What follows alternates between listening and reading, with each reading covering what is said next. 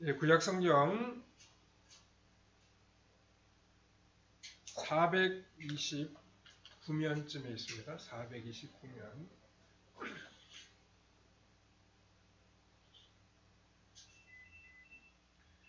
사무엘상 14장 29절에서부터 37절입니다. 429면쯤에 있습니다. 예, 우리 29절부터 말씀을 같이 읽겠습니다. 요나단이 이르되 내 아버지께서 이 땅을 곤란하게 하셨도다.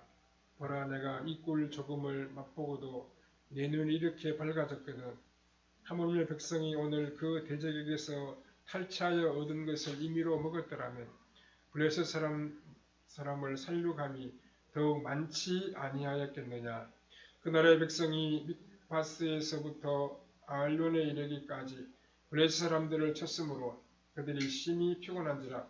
백성이 이에 탈취한 물건에 달려가서 양과 소와 송아지를 끌어다가 그것을 땅에서 잡아 피채 먹었더니 우리가 사울에게 전하여 이르되 보소서, 백성이 고기를 피째 먹어 여호와께 범죄하였나이다. 사울이 이르되 너희가 믿음 없이 행하였도다. 이에 큰 돌을 내게로 굴려오라 하고, 또 사울이 이르되 너희는 백성 중에 흩어져 다니며 그들에게 이르기를 사람은 각기 소와 양을 이리로 끌어다가 여기서 잡아먹되 피째로 먹어 여호와께 범죄하지 말라 하라 하며, 그 밤에 모든 백성이 각각 자기의 소를 끌어다가 거기서 잡으니라. 사울이 여호와를 위하여 제단을 쌓았으니 이는 그가 여호와를 위하여 처음 쌓은 제단이었더라. 사울이 이르되 우리가 밤에 블레셋 사람들을 추격하여 동틀 때까지 그들 중에서 탈취하고 한 사람도 남기지 말자. 무리가 이르되 왕의 생각에 좋은 대로 하소서 할 때 제사장이 이르되 이리로 와서 하나님께로 나아가사이다 하며, 사울이 하나님께 묻자오되 내가 블레셋 사람을 추격하리이까 주께서 그들을 이스라엘 손에 넘기시겠나이까 하되 그날에 대답하지 아니하시는지라. 예, 거기까지 봤습니다. 오늘은 하나님의 뜻에 순종하라 라는 제목으로 잠시 말씀을 생각해 보겠습니다. 우리 그리스도인들은 자신의 뜻을 펼치고 자신의 계획만을 이루기 위해 살아가는 그런 사람들이 아닙니다. 그리스도인은 이 땅에서 하나님의 뜻을 분별하고 순종하며 살아가야 합니다. 우리 눈앞에 보이는 이익을 기준으로만 생각한다면 하나님의 뜻을 지키는 것은 현실적으로 아무런 도움이 되지 않는 것 같습니다. 어떻게 보면 허울뿐인 대의 명분을 지키는 것처럼 보일 수도 있습니다. 당장 현실적으로 하나님의 뜻을 거부하는 것이 더 편하고 유익해 보일 때도 있습니다. 이런 상황에서 우리는 어떻게 하나님의 뜻에 온전히 순종하는 삶을 살아갈 수 있겠습니까? 우리는 오늘의 본문을 함께 살펴보면서 하나님의 뜻에 온전하게 순종하는 법에 대하여 살펴보므로 주께서 주시는 교훈을 받아야 하겠습니다. 첫 번째로 믿음에서 시작해야 됩니다. 우리는 모두 다 행복하고 복된 삶을 이어가기를 소원합니다. 우리가 그렇게 원한다면 하나님의 뜻을 구하고 하나님의 약속의 말씀을 분명하게 믿는 이 믿음에서부터 출발해야 합니다. 오늘 우리가 읽은 이 사무엘상 14장 전체의 내용은 사울 왕과 그의 아들 요나단에 관한 이야기입니다. 사무엘상 14장 1절에 하루는 사울의 아들 요나단이 자기의 무기를 든 소년에게 이르되 우리가 건너편 블레셋 사람들의 부대로 건너가자 하고 그의 아버지에게는 아뢰지 아니하였더라 라고 했습니다. 여기서 무기를 든 소년은 왕자 요나단의 가장 가까이에 있는 호위 무사입니다. 이 두 사람이 블레셋을 습격하여 큰 전과를 거두게 됩니다. 사무엘상 14장 14절에 보면 요나단과 그 무기를 든 자가 반나절 가리 땅 안에서 처음으로 쳐 죽인 자가 20명 가량이라 이렇게 기록하고 있습니다. 두 사람이 무려 20명을 무찔렀습니다. 그러니까 10대 1의 싸움에서 이겼다고 볼 수 있습니다. 어떻게 이런 일이 가능했겠습니까? 어떻게 하면 이러한 기적적인 일이 오늘 우리의 삶에도 나타날 수 있겠습니까? 그 비결은 하나님의 약속에 대한 믿음에 있습니다. 14절 후반부에 보면 당시 요나단이 품은 하나님의 말씀에 대한 믿음이 두 가지로 소개되어 있습니다. 요나단의 첫 번째 믿음은 여호와 하나님께서 우리를 위하여 일하신다는 것입니다. 우리 주님이 지금도 우리의 구원을 위해 우리와 함께 우리 속에 일하고 계심을 우리는 믿어야 됩니다. 이 요나단과 같은 믿음을 우리가 가져야 됩니다. 하나님이 우리를 위해 일하신다. 하나님 우리를 돕는 자 중에 계신다라고 하는 이 분명한 믿음을 가지고 오늘 우리도 살아가야 합니다. 요나단의 두 번째 믿음은 여호와의 구원은 사람의 많고 적음에 달려있지 않다는 사실입니다. 이것은 오늘날도 역시 마찬가지입니다. 이 세상에서 그리스도인이 하나님의 복을 누릴 수 있는 비결도 결코 사람의 많고 적음에 있는 것이 아닙니다. 반면에 이 세상은 어떻습니까? 우리 눈에 보이는 숫자와 규모가 작으면 무시와 푸대접을 당하고 크면 인정과 대접을 받게 됩니다. 하지만 하나님의 나라는 그렇지 않습니다. 사람의 숫자와 규모의 크고 작음으로 전쟁에서 이기고 지는 것도 아닙니다. 예수님께서 말씀하신 것처럼 사람이 떡으로만 사는 것이 아니라 하나님의 입에서 나오는 모든 말씀으로 사는 것임을 우리는 잊지 말아야 합니다. 두 번째, 믿음에는 표징이 있습니다. 하나님의 뜻이 이루어지는 과정에서 우리가 명심해야 할 것은 믿음에는 반드시 우리의 눈에 보이는 표징이 뒤따른다는 사실입니다. 하나님의 뜻이 실제로 성취되도록 하려면 먼저 우리 마음속에 하나님의 약속하신 말씀에 대한 믿음이 있는가를 점검해야 됩니다. 다음으로 그 믿음이 실질적으로 우리의 삶에서 성취될 것을 가리키는 보이는 표징이 나타나는가를 또한 살펴보아야 됩니다. 성경을 보면 항상 먼저 말씀을 통해서 우리 마음속에 믿음을 만들어 가십니다. 그런데 이 믿음이 실제 믿음으로 연결되는 중간 단계에서 하나님은 항상 눈에 보이는 표징을 주십니다. 어떤 표시를 주십니다. 눈에 보이는 표징이 없다면 우리 마음속의 믿음은 흔들릴 수밖에 없습니다. 하나님은 우리 마음속의 믿음이 우리 마음 바깥에서 이루어지는 중간에 우리를 위하여 눈에 보이는 표징을 허락하심을 우리가 기억해야 됩니다. 요나단은 블레셋 군사들이 숫자적으로 훨씬 많음을 잘 알고 있었습니다. 그러나 하나님께서 블레셋을 이미 자기 손에 넘기셨다고 그는 믿었습니다. 그것이 하나님의 뜻이었습니다. 하나님의 뜻이 너무도 분명하므로 그 뜻을 성취시켜야 하는데 이 믿음의 표징이라고 하는 것이 무엇입니까?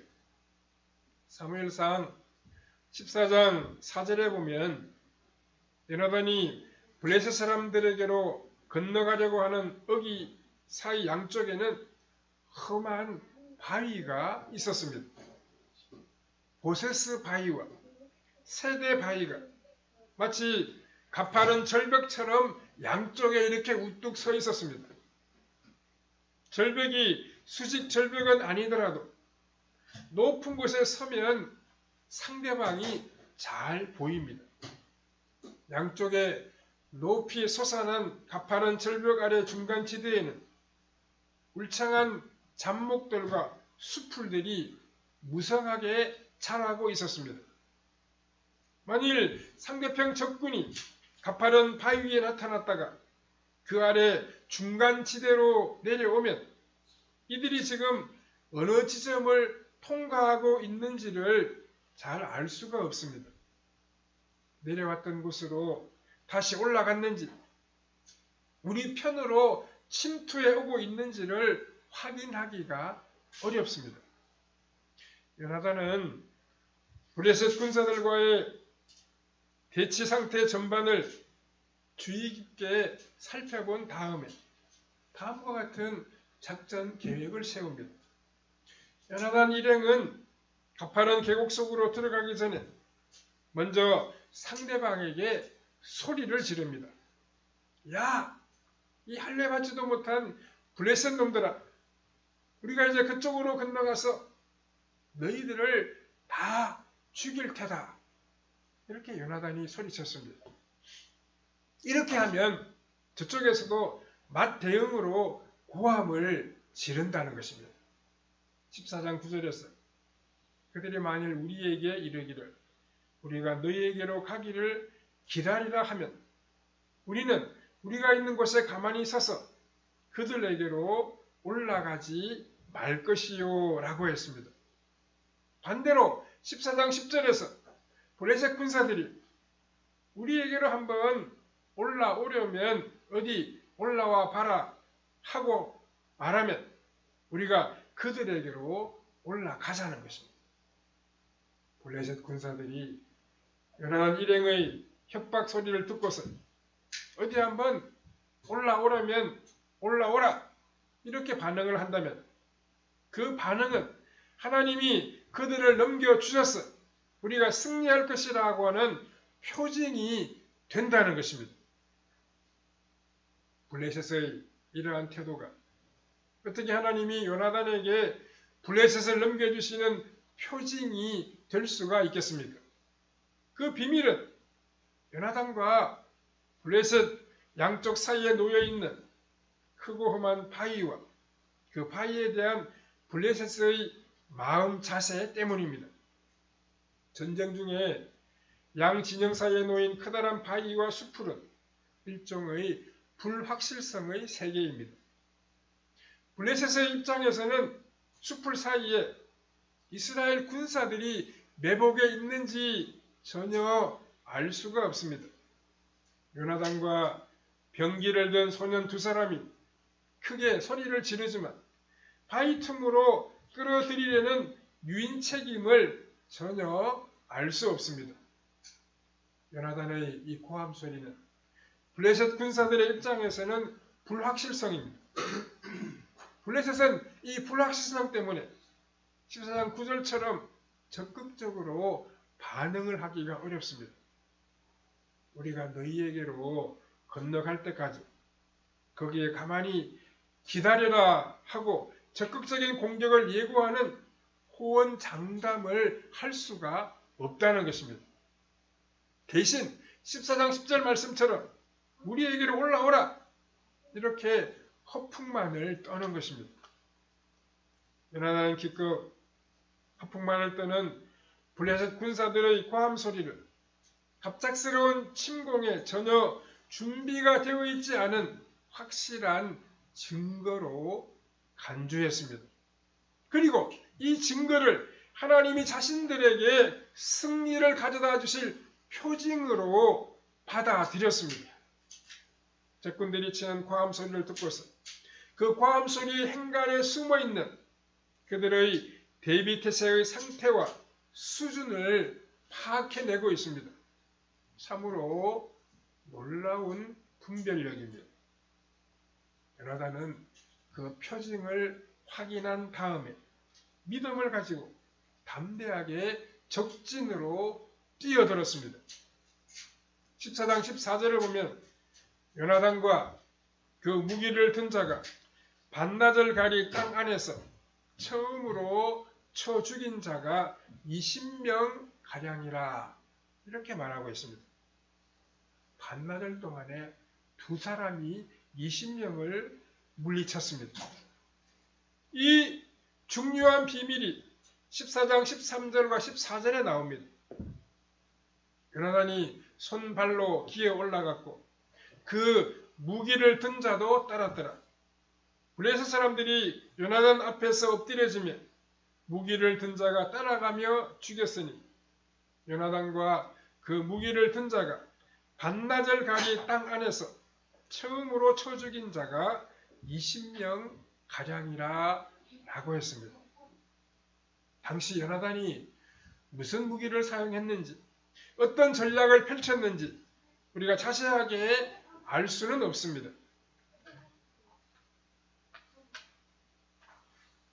하지만 블레셋 사람들이 먼저 요나단 앞에서 엎드려졌고 그 뒤에서 무기를 든 자가 따라가면서 블레셋 사람들을 다 죽였습니다. 요나단과 그 무기를 든 병사가 매우 출중했음을 우리가 짐작해 볼 수 있습니다. 두 사람이 힘을 합친 덕분에 이길 수 있었습니다. 14장 14절에 반나절 가리 땅 안에서라고 하는 구절은 요나단과 블레셋 군사들 사이에 진행된 전투의 두 가지 특징을 말해주고 있습니다. 첫 번째는 반나절 가리 땅 안에서라고 하는 것은 최소한 4-5시간이 걸렸다는 것을 말해주고 있습니다. 그 용사가 블레셋 군사 20명과 한꺼번에 전투를 치른 것은 아니었습니다. 요나단과 무기를 든 부관이 블레셋 군사 1명이나 2명과 개별적으로 싸워서 죽이기를 반복하여 결국 20명 모두를 다 죽이는데 반나절이 걸렸다는 이야기입니다. 두 번째, 땅 안에서라고 하는 의미는 요나단과 무기를 든 병사 두 사람이 땅 아래에 은밀히 숨어 있다가 갑자기 튀어나와 기습적으로 공격을 감행했다는 것입니다. 그렇게 반나절의 격투 끝에 20명의 블레셋 군사들을 모두 죽이고 시간이 많이 지나갔습니다. 블레셋 장군은 자신의 부하들이 20명이나 죽은 것을 보고 얼마나 놀랐겠습니까? 아마도 부하들에게 책임 추궁을 했을런지도 모르겠습니다. 14장 20절에 보면 블레셋 사람들이 서로 칼로 자신들의 동문을 치는 큰 혼란이 일어났다고 기록하고 있습니다.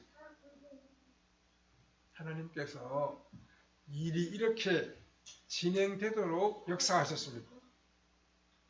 블레셋 진영은 큰 혼란에 빠지고 말았습니다. 혼란과 충격 그리고 공포와 두려움에 사로잡히게 되었습니다. 서로에게 책임을 떠넘기며 미움과 분열이 폭발한 채 블레셋 군인들의 마음이 제각기 흩어지고 말았습니다. 이런 놀라운 결과는 요나단과 무기를 든 소년의 뛰어난 전술과 용맹 때문만은 아닙니다. 하나님께서 간섭해 주신 결과입니다. 14장 23절에 여호와께서 그날에 이스라엘을 구원하심으로 전쟁이 벳아웬을 지나니라 라고 했습니다. 하나님께서 승리하게 하셨고 블레셋을 물리치게 만드셨습니다. 세 번째로 세상적인 가치관을 포기해야 합니다. 하나님의 뜻이 이루어지는 과정에서 우리가 조심해야 할 것은 대의명분이나 체면에 얽매이지 아니하는 것입니다. 사실 사울왕은 이 부분에서 실수를 범하고 말았습니다. 14장 24절에 보면 사울왕은 백성들에게 적군을 완전히 물리칠 때까지 어떤 음식이든지 먹는 사람은 저주를 받을 것이라고 맹세하게 합니다.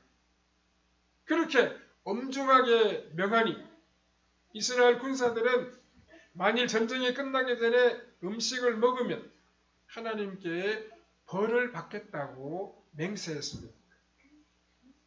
지도자의 입장에서는 현재 상황이 매우 중하고 심각하기 때문에 승리에만 집중하도록 군사들의 마음과 자세를 올바르게 통솔하는 일이 너무나도 중요한 일입니다.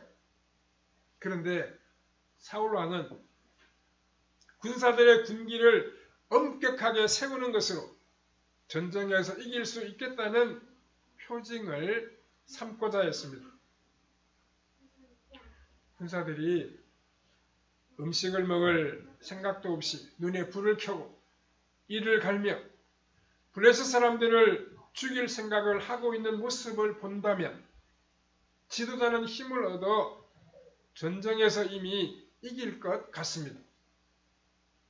하나님만이 우리가 이기도록 하신다고 약속하셨건만 군기가 바짝 들어간 군대를 보니 이것이야말로 승리를 보장하는 참다운 표징처럼 보입니다. 그런데 요나단의 표징과 사울의 맹세의 결정적인 차이점이 있습니다. 그 차이점은 백성들의 마음과 필요를 참으로 이해했는가 라고 하는 것입니다. 요나단의 표징은 블레셋 군사들의 그 불안 심리를 정확하게 파악해서 그들의 불확실성에 전혀 대비되어 있지 않은 것을 간파하고 그 불안 심리를 표징으로 삼았습니다. 반면에 사울왕의 표징은 백성들의 마음을 잘 파악하지도 못한 채 그들의 필요를 전혀 배려하여 주지 못한 것이었습니다. 사울왕은 그저 자신의 만족과 확신만을 위해서 백성들의 필요를 희생시켜 음식 먹는 것조차 금지하는 맹세를 시켰습니다.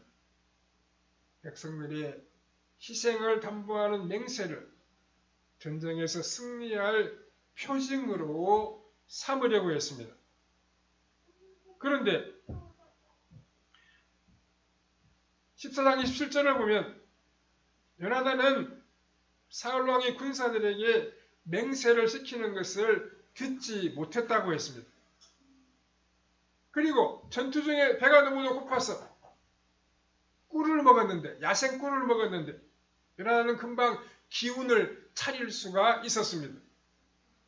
그 모습을 지켜보던 이스라엘 백성 중에 한 사람이 그렇게 하면 오늘 하나님 앞에서 맹세한 것을 어겨서 죽임을 당하게 된다라고 말해 주었습니다. 이때 요나단은 본문 29절 30절에서 자신이 꿀을 먹고 눈이 밝아졌으므로 백성들이 탈취한 것을 먹었더라면 블레셋 사람들을 더 많이 살육할 수 있었을 것이라 이렇게 말하고 있습니다. 사울왕이 하나님의 승리를 실현하기 위해서 백성들의 마음을 다잡고 승리에 대한 의지를 불태우도록 하는 것은 지도자의 중요한 책임입니다. 하지만 그 과정에서 백성들의 형편을 잘 살펴 자신의 문제처럼 처리하면서 상식을 지켜야 합니다. 사울왕은 백성들을 살피는 배려심이 부족하여 허세를 부리고 엄격한 대의 명분만을 만든 것입니다. 결국 이스라엘 백성들은 사울왕의 명령을 따르지 않고 맹세한 것도 다 어기고 맙니다. 본문 32절에서 35절에 보면 백성들이 탈취한 물건에 달려들어 양과 소와 송아지를 끌어다가 즉시로 잡아 핏째에 먹어버리고 맙니다. 이것은 정결 규례를 지키지 않고 먹는 것이므로 레위기가 정한 규범을 어기는 범죄 행위가 됩니다. 이렇게 상황이 급박하게 돌아가게 된 것은 사울왕의 잘못 때문입니다. 사울왕이 하나님의 약속을 성취하는 과정에서 백성들의 마음을 살피지를 못했습니다. 헛된 맹세로 사람들의 마음을 휘어잡으려고 했던 것도 다 불신앙 때문이었습니다. 오늘도 하나님은 우리의 삶 한가운데 살아계셔서 말씀을 통해 우리에게 교훈하시고 우리의 삶을 이끌어 가십니다. 우리의 삶의 순간순간마다 주의 말씀이 깨달아지게 하시고 기억나도록 만드시는 것입니다. 그 말씀을 따라 행하도록 성령님은 우리에게 교훈하시는 것입니다. 우리 마음을 감동하시는 것입니다. 우리가 하나님의 뜻에 순종하여 나아갈 때 하나님은 우리를 아름답게 사용하십니다. 우리와 하여금 능력 있고 지혜롭게 만드십니다. 온전히 순종하는 하나님께서 기뻐하십니다. 그런 사람을 하나님의 신실한 일꾼으로 사용해서 하나님의 영광을 널리 드러내도록 만드시는 것입니다. 우리 모두가 하나님 말씀으로 교훈하시는 뜻을 깨달아서 그 뜻 안에 걸어감으로 하나님이 보여주시는 놀라운 역사들을 체험하며 나아가야 할 것입니다. 하나님을 사랑하고 말씀을 의지하여 살아감으로 하나님이 베푸시는 아름답고 복된 삶을 펼쳐가는 성도님들의 삶이 다 되시기를 바랍니다. 기도하겠습니다. 사랑하는 하나님, 은혜를 감사합니다. 오늘도 저희들을 불러 하나님을 찬송하고 경배하게 하시니 너무도 감사합니다. 주의 말씀을 듣고 주의 말씀을 상고하게 하시니 감사합니다. 우리도 오늘 하나님 말씀을 듣고 깨달아서 그 말씀 가운데 하나님의 뜻을 발견하고 하나님의 뜻을 이루어드리는 아름답고 복스러운 신앙생활을 펼쳐가도록 아버지 하나님 은혜와 긍휼을 베풀어 주시옵소서. 주의 말씀을 따라 살아감으로 하나님 베풀어 주시는 놀랍고도 은혜로운 역사를 체험하게 하시고 능력 있고 지혜로운 삶을 펼쳐가는 우리의 발걸음이 다 되게 해주시기를 원하옵고 예수님의 거룩하신 이름으로 기도하옵나이다. 아멘.